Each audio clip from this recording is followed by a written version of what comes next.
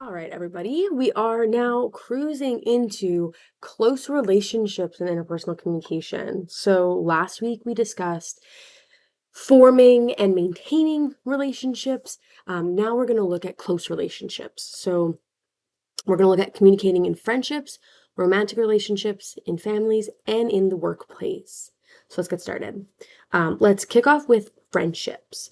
So first of all, um, friendships, one of the biggest defining features of friendships is that they're voluntary. We choose our friends and they choose us. We don't have to be friends with anybody we don't want to be friends with. There is, however, only one exception to this, and that's parasocial. This is an exception. It's a one-sided friendship with someone who doesn't know you exist. And you may be thinking, Allison, how are you friends with somebody that doesn't know that you exist? Well, thanks to social media and the impacts of the internet, oftentimes we treat maybe our favorite celebrity or an influencer or somebody online, an online presence. We give them the same treatment as we might give a friend that we know personally.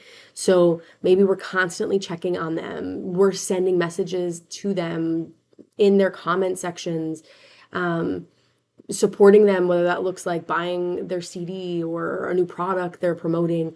We're giving them all the same support that we would give a close friend, even though they don't know we exist. So that's a parasocial friendship. It's one-sided, and that's the exception to voluntary friendship. And then friendships are usually platonic. A platonic relationship is just one that's not romantic and it's not sexual.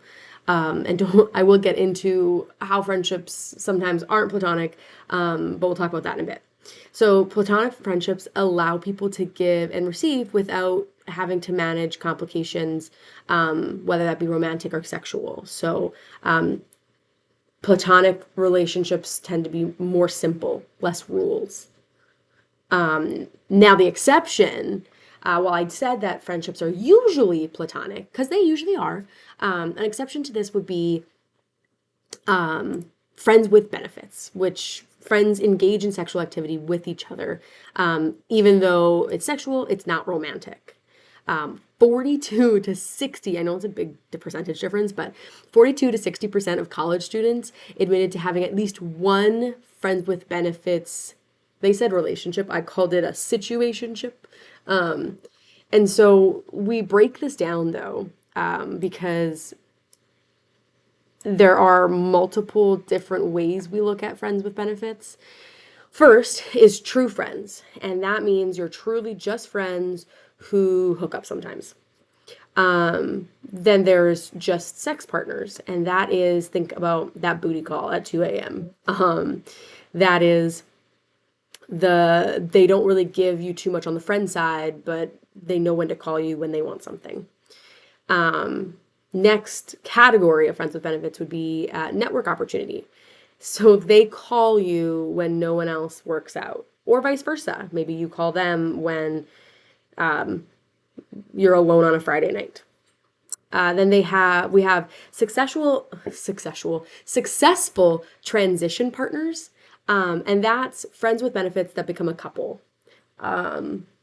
That's, I feel like a lot of TV or movies this happens. And then there's unintentional transition partners who, against all odds, fall in love unintentionally after being friends with benefits. And then you have where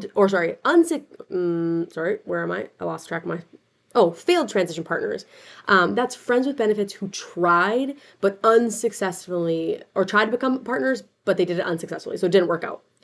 And then the last one is transition out pairs, which is romantic partners who fizzled out but maintained the friends with benefits portion. The unintentional transition partner example that I have for you actually comes from a movie, and I want to say it's called No Strings Attached with, Keira Knightley? Or Natalie Portman, one of those two, and Ashton Kutcher. I will put that link. Take a watch. It's a scene where they unintentionally become transition to partners. Okay, so that's all. I didn't think I'd ever be giving a lecture about how many different versions of friends with benefits there are, but here I am. And then friendships are usually relationships between peers. And so they don't start, and this is like just regular friends, not friends with benefits. They don't start just out of the blue. You probably know them. They maybe started as an acquaintance and then worked their way into something more friendly, like more as a friendship. Friendship with non-peers is possible, but it's more challenging because of the power difference. And so if if this person, because like a peer being the same power or status as you, if you became friends with someone who had more power than you, the power difference could create some sort of conflict, or you could look at like conflict of interest, if favoritism type things can show up.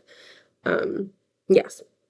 And then I know I just mentioned that earlier that friendships had less rules without the sexual and relational part of it or romantic part of it, but there are still some rules. And you can think about this. You have friends. Think about the rules that you see in your friendships, whether it's consciously or unconsciously.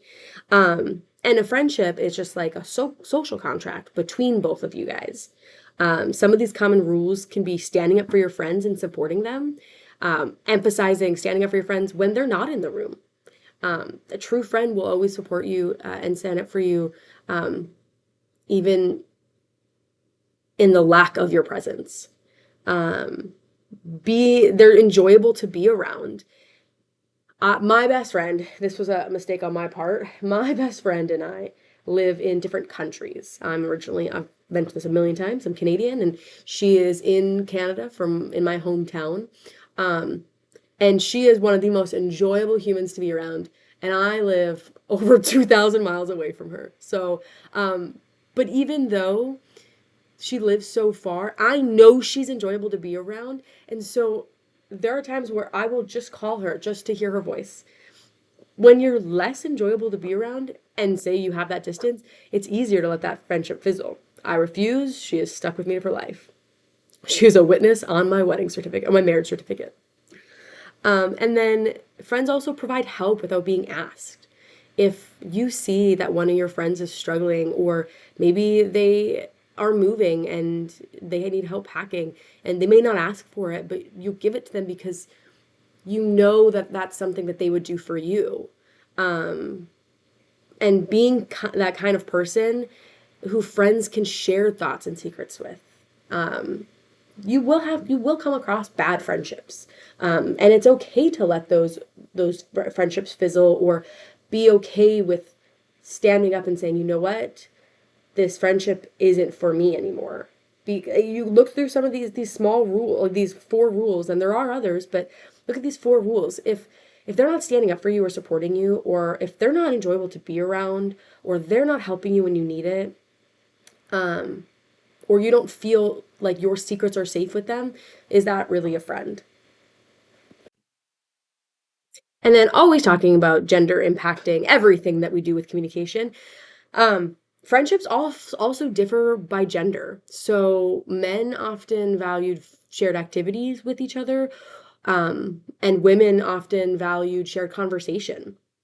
I mean, that's not to say, again, these are under the traditional gender norms. That's not to say that women didn't want to do or didn't value shared activities more, or vice versa.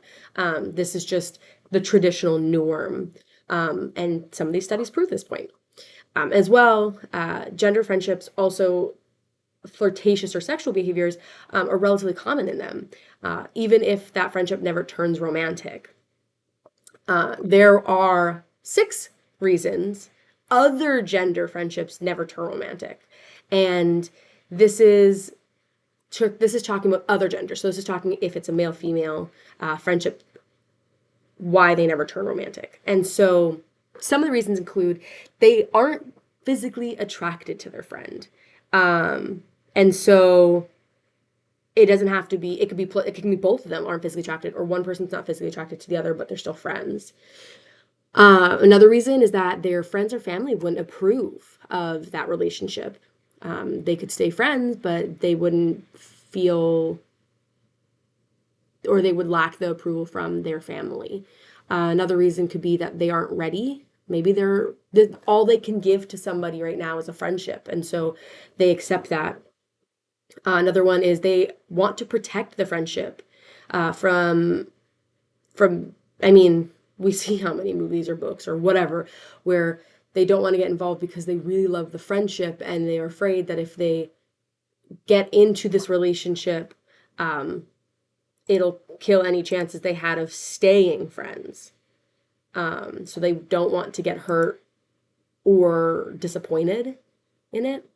And then the last one, which I mean, maybe doesn't come up as often, is in pop culture, but someone else that they're friends with, or maybe like a family member, likes that person. So you don't want to overstep because it's your knowledge that you know this person is interested in the other one, and you want to protect that other friendship by not betraying them. And then relationship or friendships, I should say, have a lifespan. It's not to say that everyone is intended to end. It just says that sometimes some are longer than others. So role limited interaction. We'll go through these different lifespans. A role limited interaction stage is they're strangers, but they're following communication and cultural or social and cultural norms for interactions between strangers. At this stage, you're more likely civil and polite and maybe share a little bit of personal information, your name, what you do for work, depending on the context in which you're meeting this person. Another step to these different lifespans, and so I should say that role limited interaction may end right there. You talk to that person in the context of where you met them. I think the textbook uses an example of jury duty. You're making friends with somebody because you guys together are jurors, and so you have the limited interaction, and it could end there, but it could continue. And the next one we have is friendly relations. So using their example, maybe they enjoy what they talked about at the surface level or the way that they're speaking with one another. They can take that role limited interaction and make it friendlier, sharing more personal stories and anecdotes, and opening an invitation for friendship. And then going from that to moving toward friendship. Maybe as you're talking to this person, you decide, you know what, this person likes a lot of the same things I like, and next week I'm going to a concert. Maybe I should ask them if they want to go to the concert. At this stage, communication is more social and less bound by like the norms and rules of like just communicating with a stranger. And so you feel now rather than the social norms, you're kind of following more of the friendship rules. And then you have nascent friendships. If you continue, maybe they do want to go to the concert, they hang out with you, they enjoy hanging out with you, they enjoy their interactions. You enter this nascent friendship stage, and at this point, you begin to think of that person as your friend. The conversation probably becomes more personal, less rigid and by the rules of what I'm supposed to say next. And then you have stabilized friendship. This is over time, it progresses, and you're now considered full-fledged friends. You trust each other. You maybe just adjust your attitudes and opinions. You get more comfortable, right? So maybe you're letting that mask of who you want people to think you are down and showing more of who you are yourself. This person is a close friend. And then finally, we have waning friendships. This is after many, many years of close friendship, and that marks the decline of a friendship. It may simply become more distant or casual, or it might just end altogether. There are so many reasons why friendship comes to an end. but the researchers of your textbook say that we divide those reasons into two categories. There could be an event that causes the friends to dislike each other, and changes in life circumstances that decreases opportunities for communication. So maybe there's a big event, right? And it causes a rift between the two of you, and you can't come back from that. That's okay. This is life. This happens. And then you have examples like me and my best friend, where life circumstances change. I had to move away. If her and I weren't actually attached at the hip, that would be a common way for a friendship to end, because there's decreased opportunities for us to constantly be around each other. So this is what I mean, how friendship has a lifespan. It can be one or two of those steps, or it can go all the way through. It can also stop at stabilized friendship and then never wane. And those are your ride or dies, your for lifers.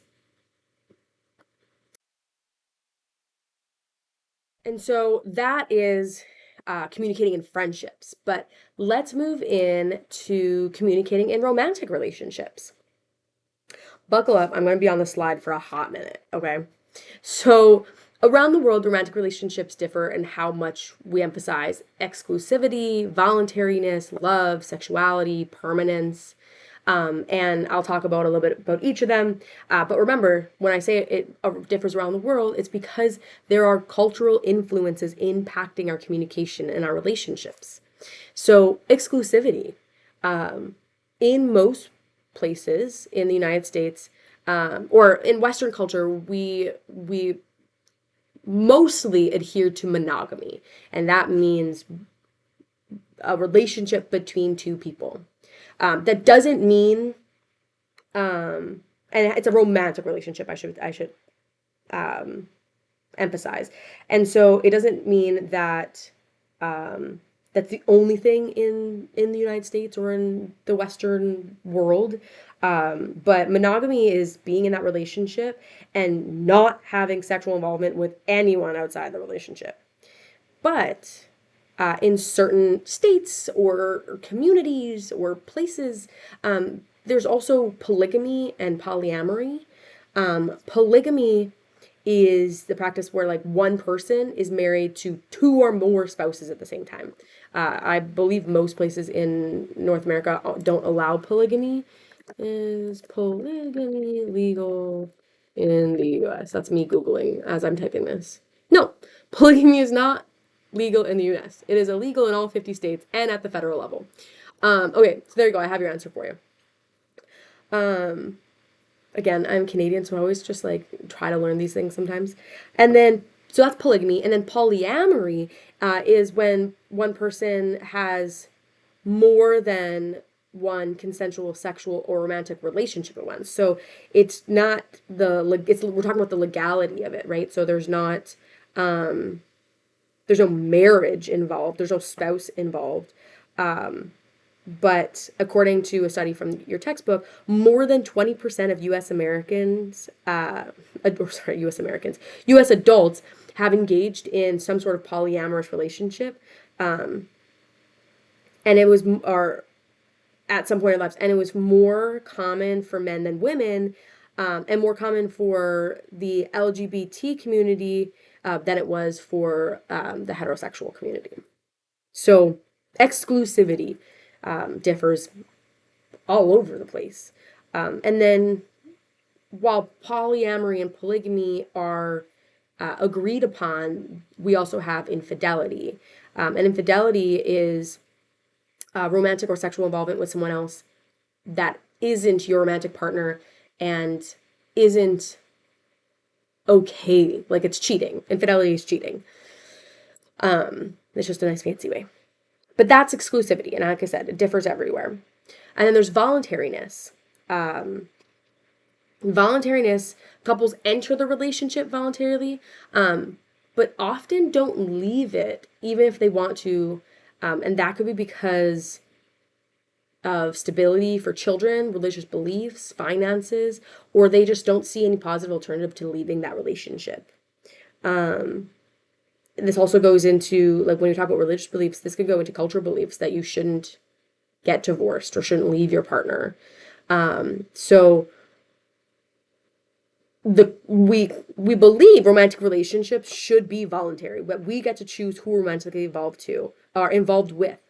And once we do that, the expectation is that they don't have another partner.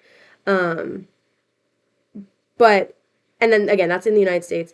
One of the indicators of that expectation is if you have, let's say, an online dating website, and you get into a relationship, you're entering that voluntary, you're going out of your way to find these people online, and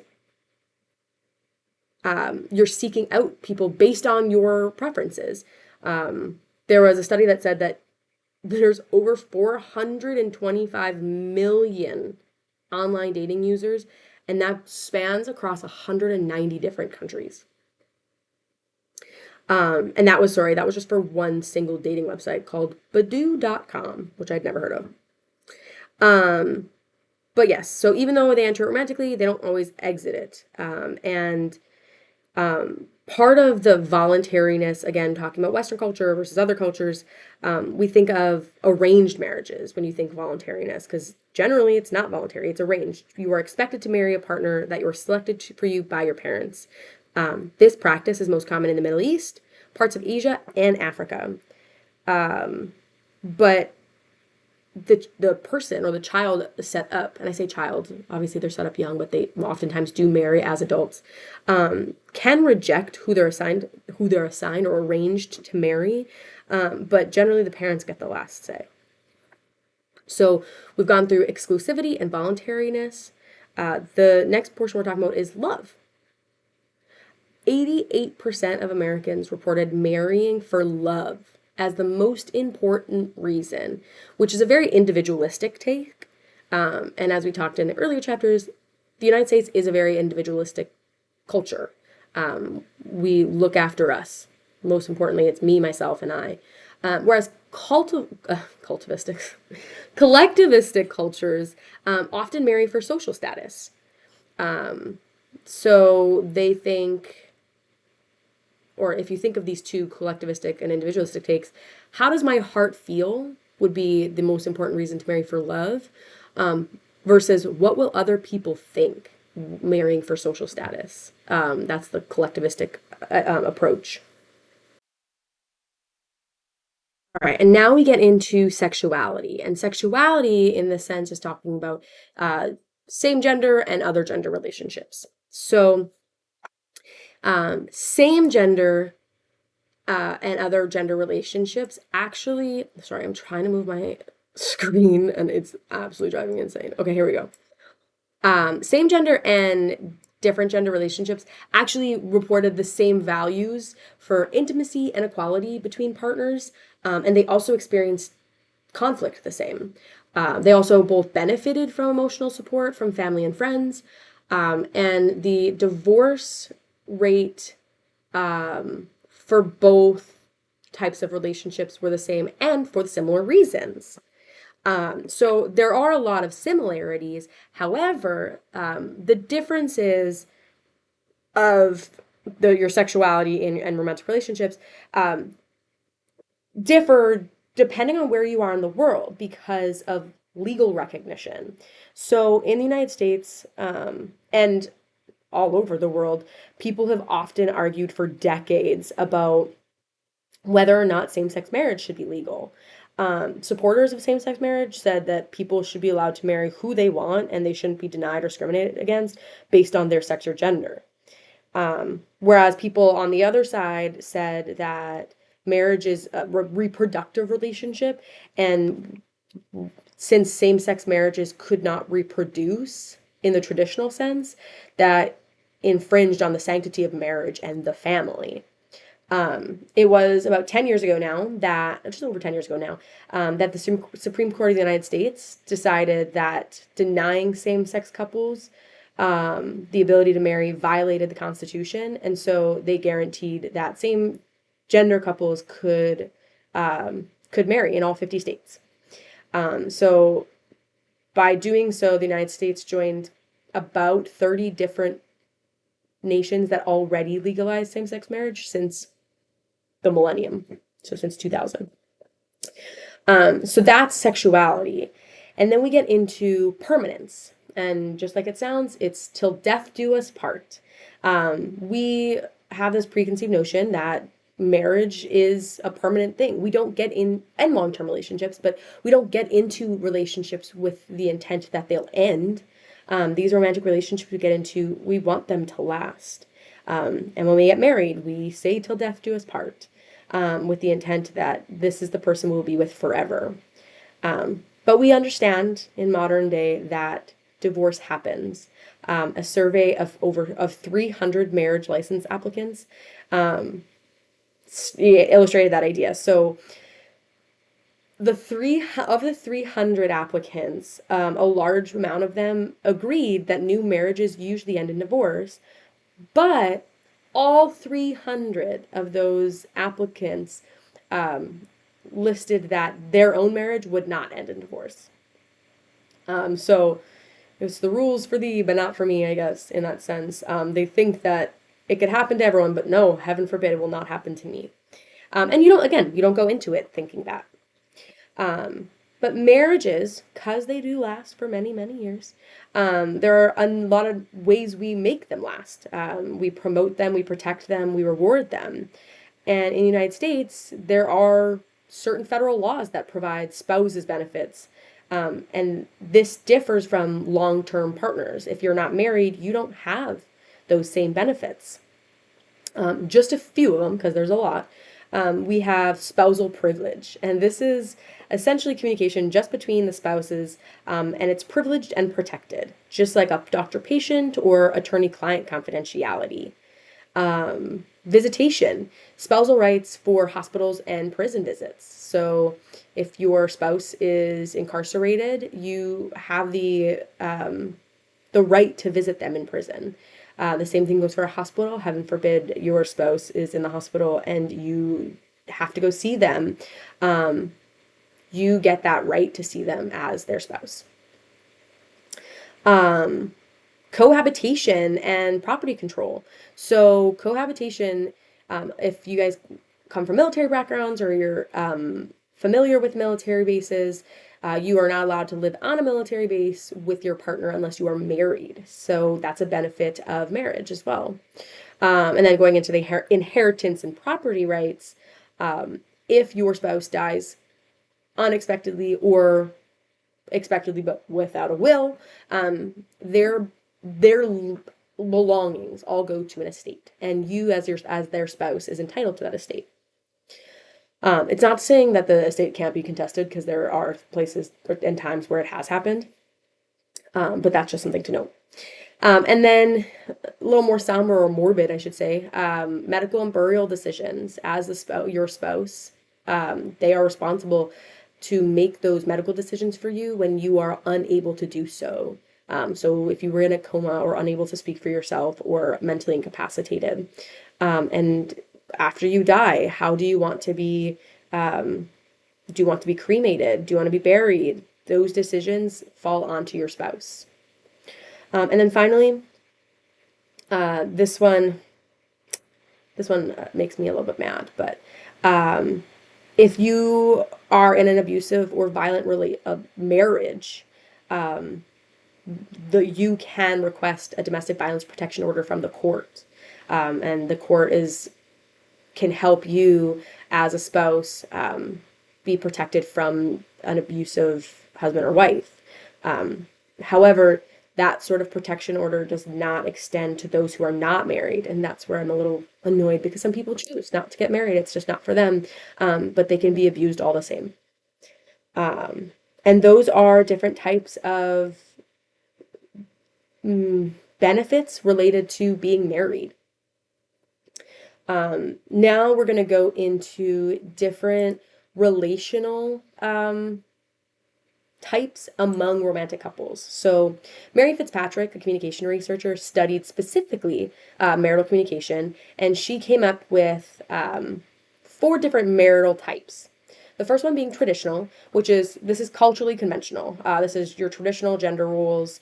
The wife is a homemaker and childbearing, and the husband does traditional like yard work and automotive maintenance, things like that. In this sense, traditional couples, when it comes to conflict, they engage with it rather than avoid it, so they can move forward. Separate couples are autonomous rather than interdependent. This means they have their own social circles, and they're their own people, but they are still a couple. They're more independent. And when it comes to conflict, they generally don't engage in it, even if they don't agree, but they would just rather avoid it, which isn't healthy. Independent, they don't believe in traditional gender roles, and independent culture norms. Like they believe in how do I say this? They don't generally believe in conventional roles or division of labor. So the housewife may be the one who's the breadwinner, and the husband may stay home with the children. And although these couples consider themselves to be independent of cultural norms, they are still highly interdependent. So this means they still they commingle all of their things, but they're still generally independent beings, and they don't follow traditional norms. And when it comes to conflict, they engage in it when it happens. And what's the last one? Mixed. Mixed is when one spouse thinks of one type and the other thinks of the other. So one spouse might be independent, the other might be traditional. And in this case, the expectations can create some sort of tension. So the most common type of mixed couple is one where a woman's expectation matches like more of a traditional role, and maybe the man's expectations are separate. Okay, buckle up because this next section we are talking about romantic relationships and how we handle conflict. This is where I have attached 4 examples. So if you are looking at the module and you're like, Allison, why'd you give so many examples? Well, first, some of you suggested that I should use more examples, so I have. And second, the only way to explain these types of relationships was to show you pop culture references, and you'll be happy to know that none of these are Gilmore Girls, New Girl, or Friends related. Or maybe you're not happy to know. But either way, I'm using it. So, romantic relationships differ depending on how they handle conflict. So we have volatile couples, hostile couples, conflict avoiding couples, and validating couples. Sorry, I said those out of order, but it's how I found them. So validating couples discuss agreements openly and cooperatively. Sometimes they use humor and expressions of positive emotion to diffuse the tension that they can create. And a perfect example that I used of this is Corey and Topanga. Go ahead and take a watch at the video, but they realized that the argument that they had,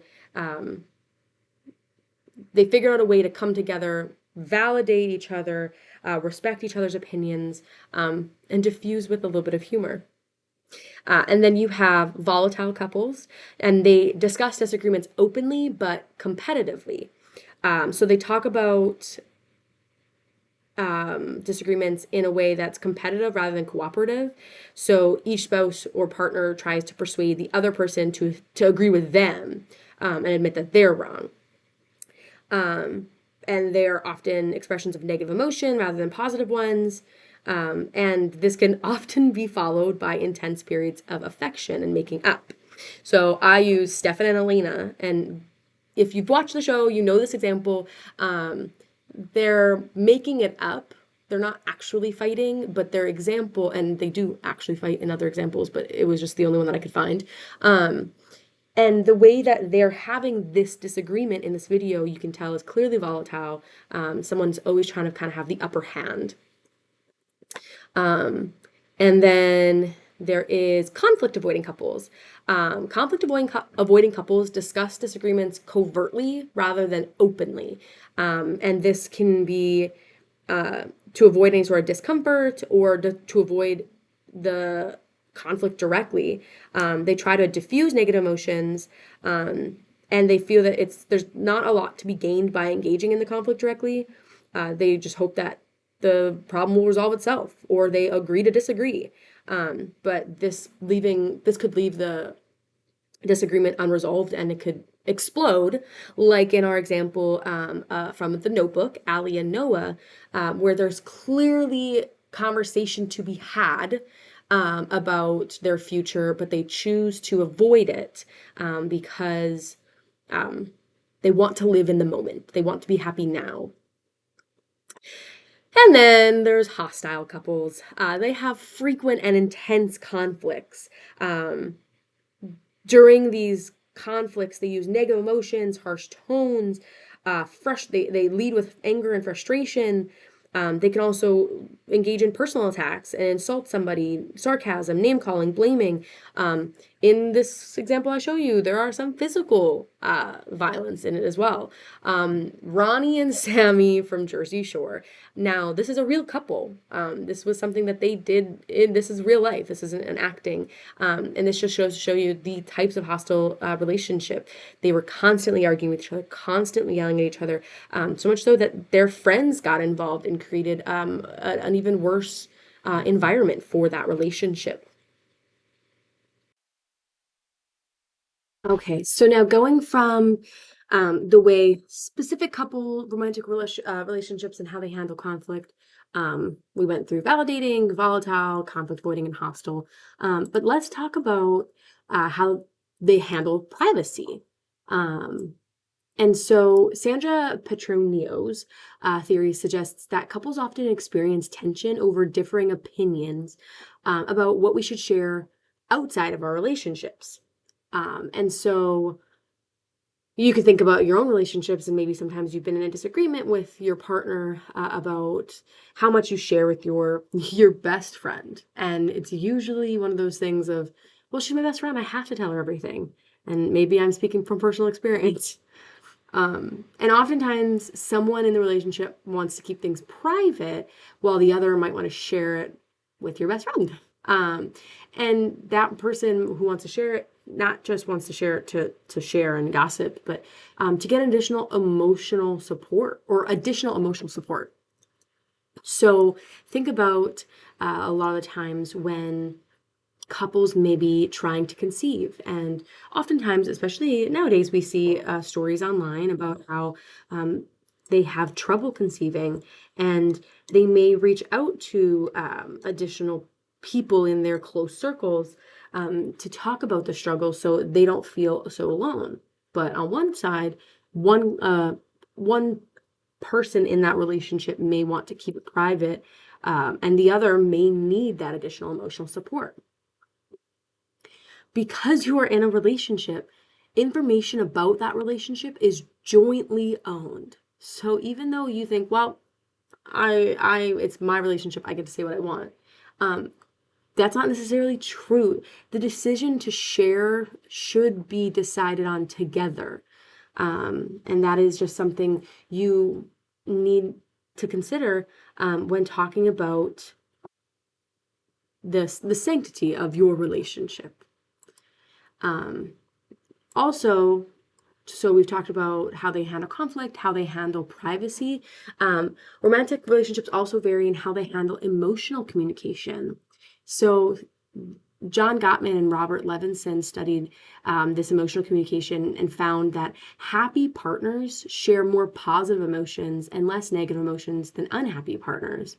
And unhappy partners are more likely than happy partners to reciprocate expressions of negative emotion. So that was a lot of word vomit, but it really just means that when you're happy and you express happy emotions, you're more likely to stay happy and receive happy emotions. But people who are unhappy in their relationships are more likely to share negative emotions and have that given back to them. So it's kind of like a vicious cycle of if I'm going to give what I get. And that's exactly what Gottman and Levinson say happens in relationships, if you're in an unhappy relationship or a happy one. Also, so we're talking about different types of communication. We've talked about emotional communication. We've talked about the privacy of communication. We've talked about conflict communication. This is now instrumental communication. And again, no surprise, it varies on couple to couple. So the mundane day-to-day tasks require completion. So rewind a little bit. Instrumental communication is just that. It's the mundane information you have to communicate with one another, to make the day go by. So that might be who's picking up the kids from school, who's taking the dog to the vet, who's doing this and that, or doing the dishes, how you're doing the chores. Mundane tasks are important, and how you divide them can show the power balance in your relationship. So the way partners divide everyday tasks reflect on that balance. Is in traditional couples, men do yard work, women do housework. This is not, again, the same for every relationship. You always have to consider the androgynous roles as well. Those who maybe gender role switch, where there's a stay-at-home dad, a mom who's the breadwinner. And with women often feel that men should take more responsibility for household tasks like childcare and chores, and they're more likely to feel that the division of tasks is unfair. And so if you think about it, we see how this is often divided, and men are supposed to do the yard work or the car issues, things like that, taking out the trash. And when people get in relationships and think about this type of division, they don't think about, okay, well, do I have a big yard? Do I have an HOA that does the yard work for me? Do I have an apartment that I don't require yard work? Well, that's the tasks that I'm going to do as a man, even though I don't have them. And so now you're left in this imbalance where the woman is still doing the housework. Maybe that you guys do still have kids. There's still chores in the house. There's still household tasks. Oh, but my husband takes out the trash. So you can see how this could differ, and it could go both ways. I just use that as an example. And then same gender relationships. So they actually divided tasks more equitably rather than the opposite gender relationships. However, within same gender, female partners divided more equally than male partners.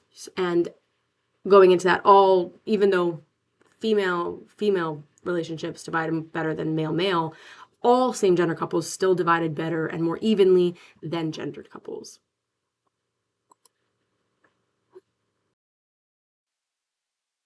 Okay, so now we've gone through friendship, we've gone through romantic relationships.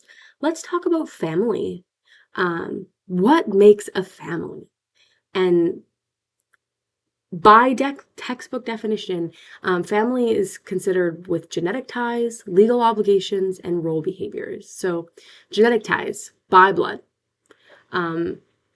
Even though when we think of genetics and we think about by blood, you think about your biological parents, your biological siblings, anybody who shares the same DNA as you.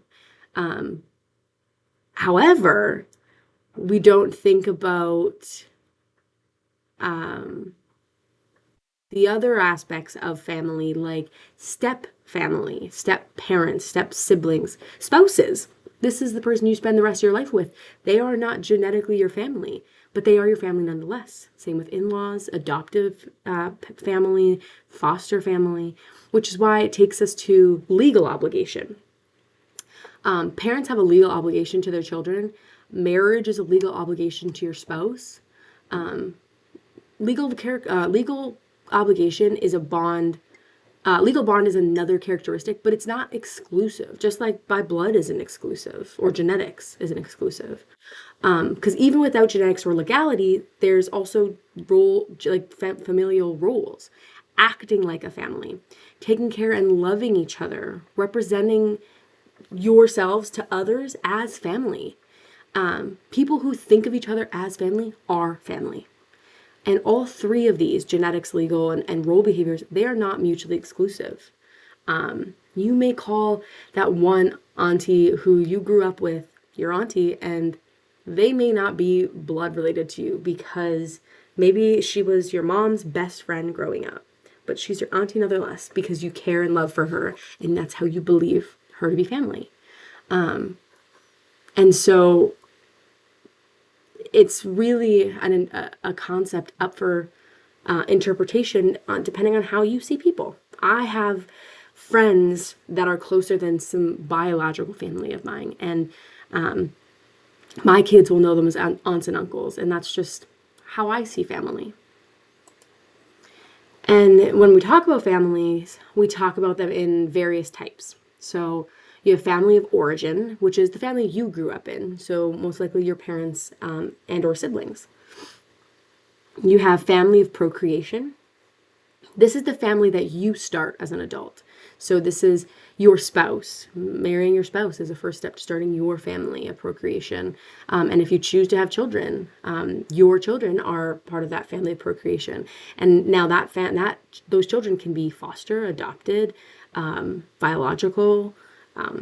There is no there's no restrictions on that family procreation, even though the word procreation kind of throws you to believe that it's through procreating. And then you have nuclear family, which is defined as a married couple and their biological children.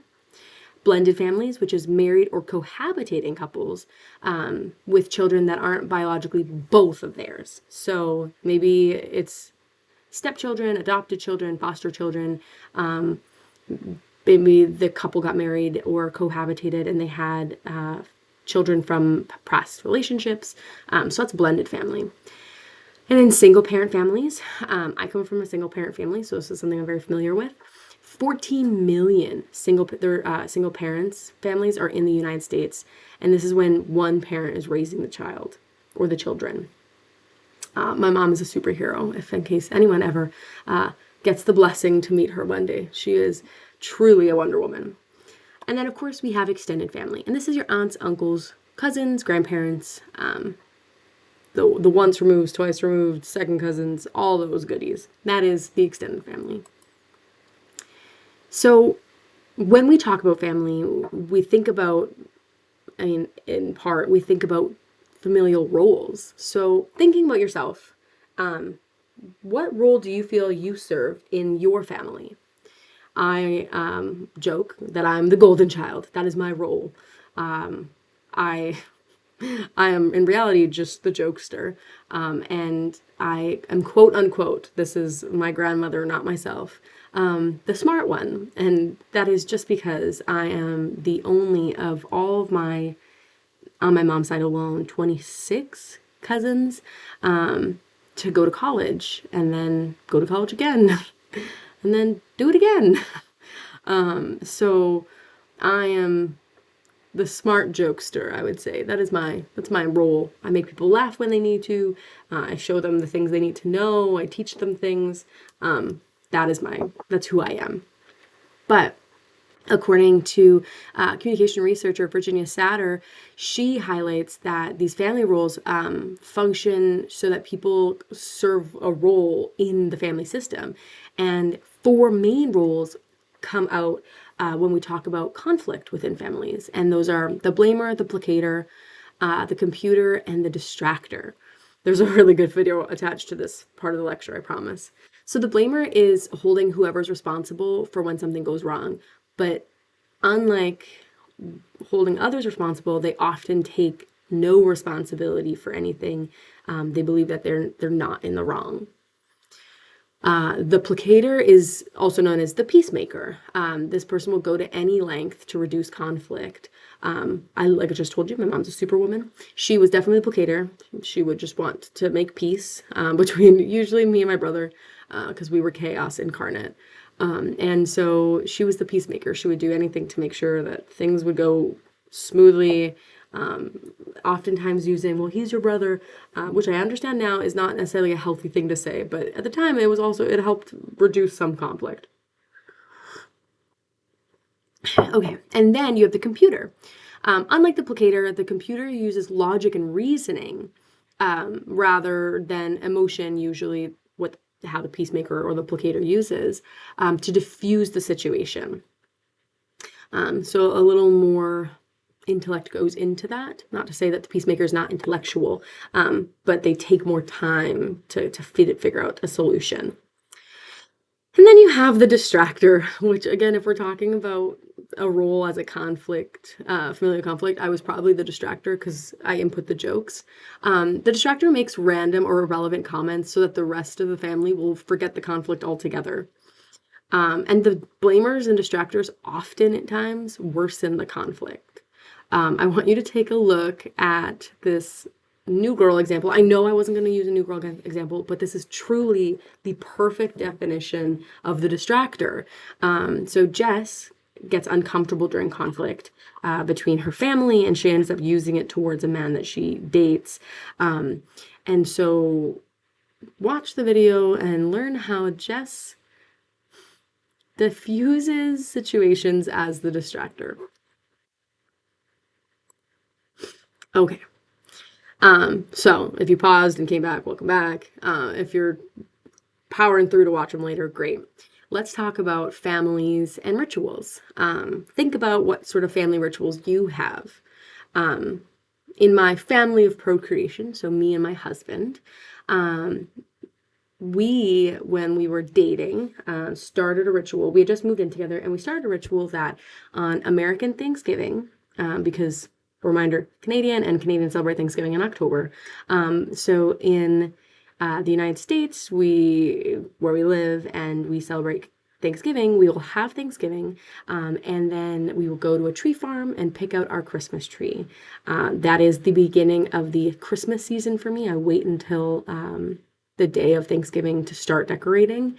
And that's a ritual that we've done because I used to set up November 1st, but I learned obviously through his family rituals that is just something that he like the dates that he liked. So family rituals have to be repetitive. They're activities that have special meaning for a family. And sometimes those rituals are imported from families into blended families, or in this situation, like we imported this tradition, or part of it, from my husband's family because of his American upbringing. I will say another little piece of our Christmas tradition is filling our stockings with sweet treats rather than little knickknacks and gadgets. So my husband's stocking every year is filled with all different types of Reese's peanut butter cups or Reese's peanut butter pieces, or any sort of thing that Reese's can make. It goes into his stocking. So those are mine, but what are your family rituals? And then going into more, that's still a family ritual, I would say, but families tell stories. Family stories give their family, like gives your family or a family a sense of history and connection. And so I'll say, growing up with immigrant parents, a lot of what we grew up with as a kid, for me as a kid, was lost in translation, quite literally, from my grandparents to me because of language barriers and different cultural expectations. So they don't share the same types of stories, or they don't hold value to those same types of stories as they would in maybe a Western culture. So since a lot of it was lost in translation, I have taken on the role as family historian myself to learn about it, to learn the stories told and retold so I can share them with my kids. So we still have that connection to Portugal. So think about it. Think about how your family retells the same story, and maybe grandpa, you might be tuning them out at this point, but think about how important it is to be that family historian and hold those stories to tell them to yours when your grandfather's no longer here. And oftentimes these stories convey underlying messages about your family. We'll get into another example. I use a lot of examples this week, but Along with stories also come secrets, and families share secrets. Some families have secrets they intentionally keep from others, and some secrets are also kept from other family members. So I have two examples of this. The first one let's talk about is when you as a family, maybe a nuclear family, your parents and children, keep secrets from other people. I use the example of the Ozarks. If anyone hasn't seen that TV show, it's a great show, pretty intense, and always with a blue hue. I'll never understand that. Anyways, the Ozarks. This is not a spoiler. Is pretty much Jason Bateman, the guy, the character or actor who plays the main character, ends up being a money launderer for the cartel and then sells drugs for the cartel.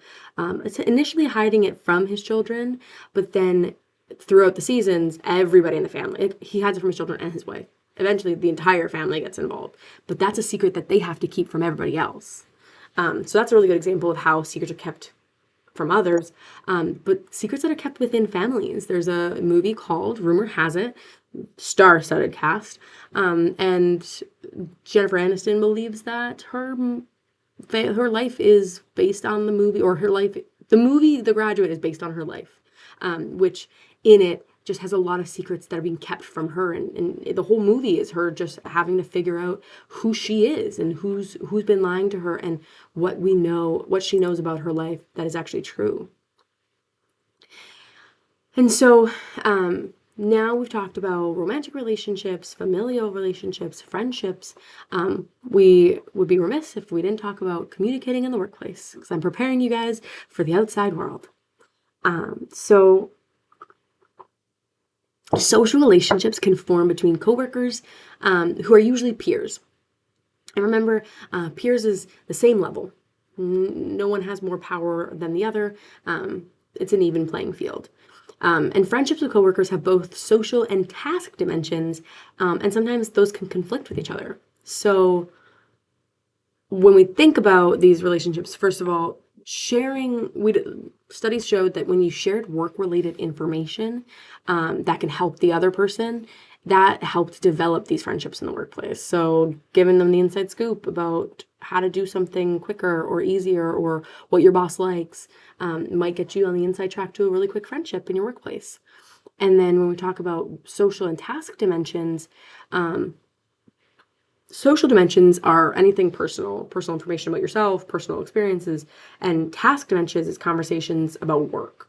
And so when I say that they can conflict with each other, sometimes you're a little bit more play than work, and sometimes you're a little bit more work than play. But if you're talking to your friend and coworker, and you're not on the same page about what the balance should be, it can create conflict. Or maybe you're not busy and your work friend is, and now all of a sudden you're distracting them and they're getting frustrated or they're not completing their work. So that's how that conflict can arise. Work friendships take on the same path as regular friendships. So you start as acquaintances, then friends, then close friends, to almost best friends.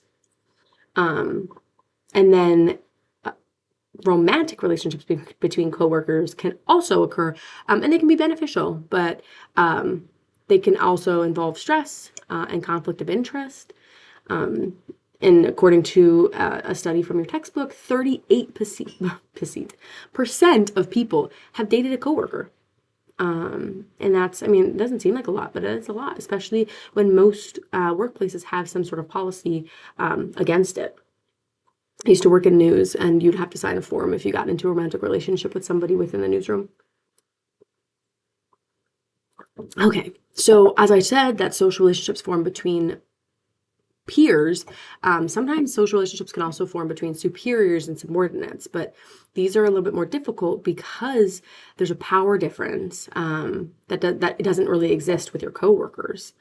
And there's oftentimes more rules, figuring out when to keep it professional and when to discuss the personal side, because it can lead to issues or accusations of favoritism or actual favoritism. And this type of friendship can also provide context for sexual harassment in the workplace.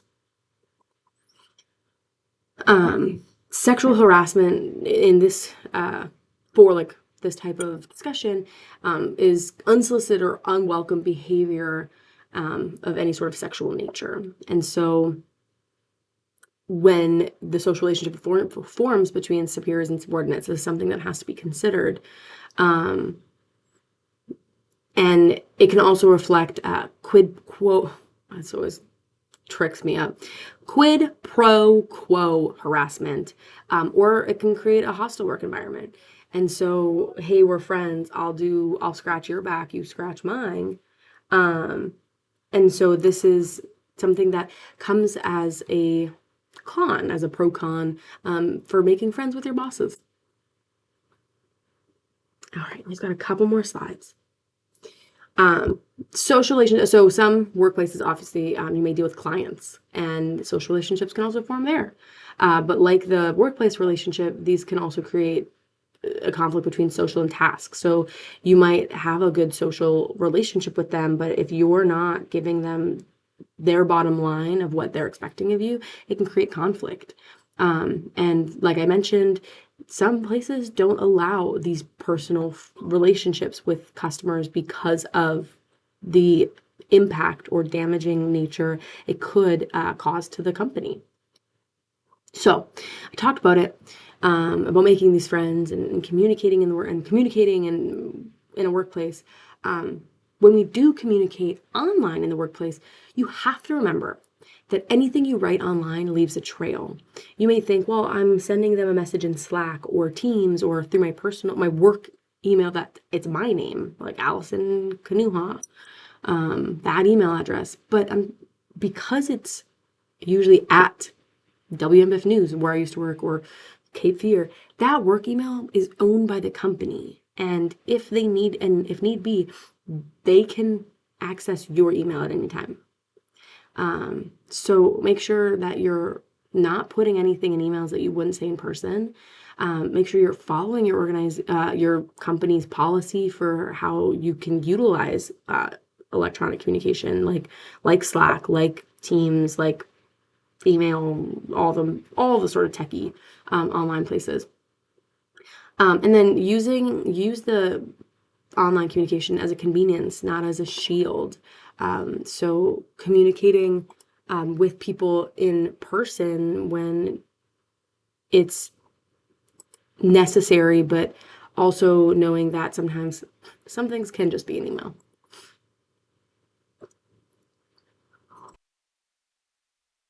Okay, and the last slide. So remember, like I said, that electronic communication leaves a trail. Do not be caught doing things that you shouldn't. Well, first of all, don't do the things you shouldn't do. But definitely don't be caught talking smack about your boss behind their back, because they can see your messages. And then take advantage of that communication trail when it does benefit you. So if somebody is harassing you or not doing what they said they were going to do, keep track of when to hold people responsible. Be a healthy narc. And then know your audience. We talk about upward, downward, and lateral communication. So upward communication is sending messages to your boss. Downward is sending it to your subordinates, and lateral is sending it to your coworkers. All three types of those communication in the workplace differ on how you're going to set up your email. While all workplace emails should be professional, we have to consider that sometimes you're going to be more professional and maybe push back a little less to your boss than you may to your subordinate or your coworker. And so that is something to consider when you are talking in your workplace and sending those communications online in your workplace. Oh, I talked so much. Okay. That's all I have for you for this week. Make sure to check this week's module to make sure you are on track to do everything. Keep working on your final project, and I will see you next week.